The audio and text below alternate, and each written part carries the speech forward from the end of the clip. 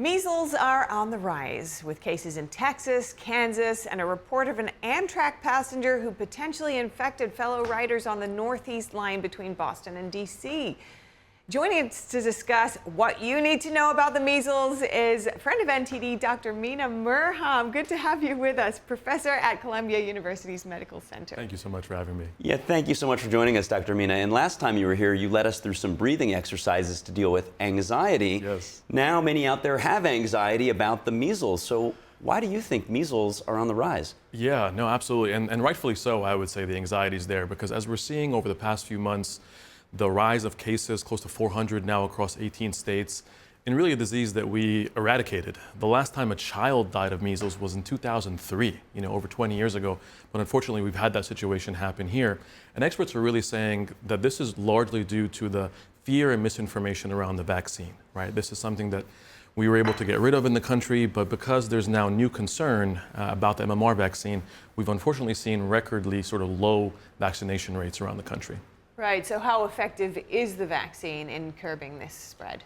Yeah, this was the wonderful thing is that with the first dose of the MMR vaccine, you were 93% protected. With 2 doses, which is the recommended course for children, you're over 97% protected from the MMR, from measles.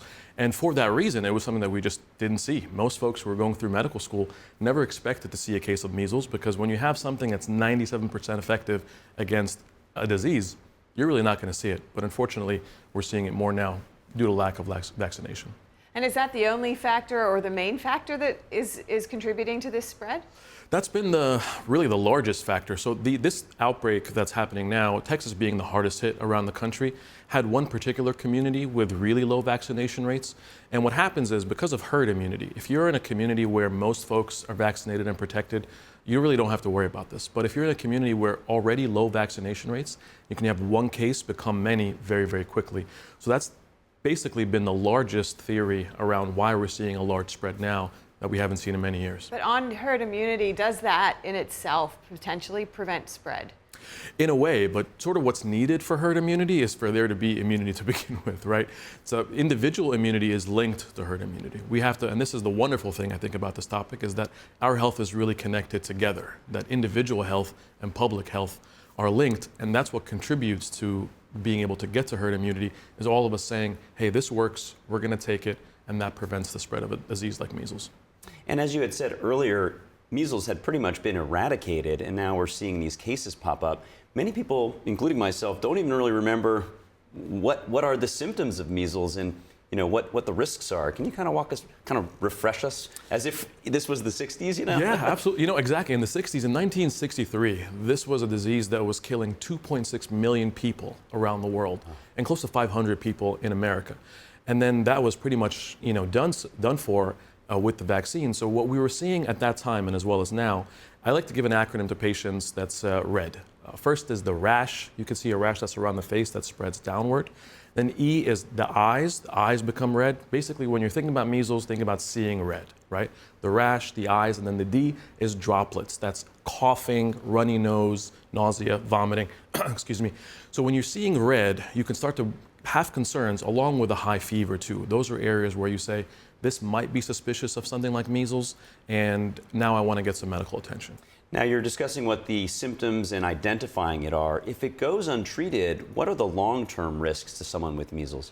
Yeah, unfortunately, this can be very dangerous. Even though for many, many folks who get measles, this is not life-threatening, but the worst form that we can see is we have seen 2 fatalities in the U.S., one with a child and one with an adult who was unvaccinated. That's the most obviously concerning. But even if it doesn't progress to that, it can impact visual impairment, blindness, hearing impairment, brain swelling or encephalitis. So very serious complications can happen if left untreated. And the other interesting part that we were just seeing over the past couple of days is for folks who are trying to treat it on their own, kind of with high doses of vitamin A, we're seeing vitamin A toxicity from that as well, of saying let's not go into just our own sort of ways to treat this. So those are some of the very important complications to be aware of. Yeah, so it sounds like early detection is key here. What should somebody do if they suspect they might have the measles? Early detection is absolutely key. That's why we advise patients. I was just talking with a mom a couple of days ago who said, my newborn has a fever, what should I do?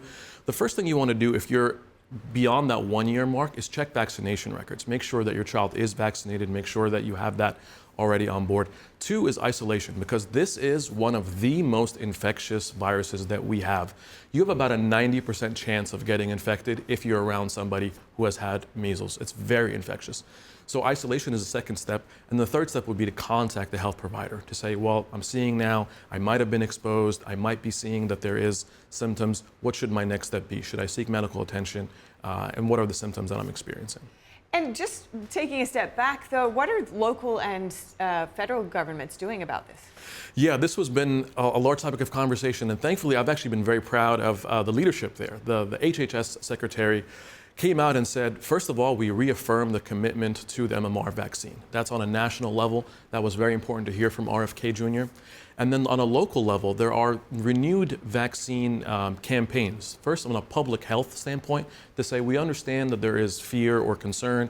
Here's now walking through the studies and the data that are dozens and dozens of studies over millions of children, why this is safe and effective, and making sure that it's also available. That's what's happening in Texas as well, making sure doses are available and that the public health campaigns are happening to make sure that folks have access and are readily accessing that as well.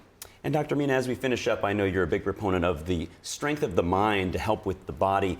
Is there any silver lining in this? Are there any lessons that we can as a society learn from this outbreak? Absolutely, I think there definitely is. And the biggest one for me is more so how our health is interconnected. That gives me hope, is that my health is not just in isolation by myself. We really are a community, no matter how isolated we may feel here in New York City. People are walking by, not talking to each other. But the truth is, our health impacts one another. That's the concept of public health. And the more we can sort of buy into that, the more I can say, I want to be healthy, not just for me, but for my family, my community, those that I love, that I care about.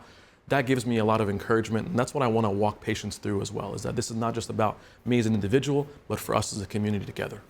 Well, friend of the show, Dr. Mina Murnham, thank you so much for joining us this morning. Appreciate your advice. Thank you so much for having me.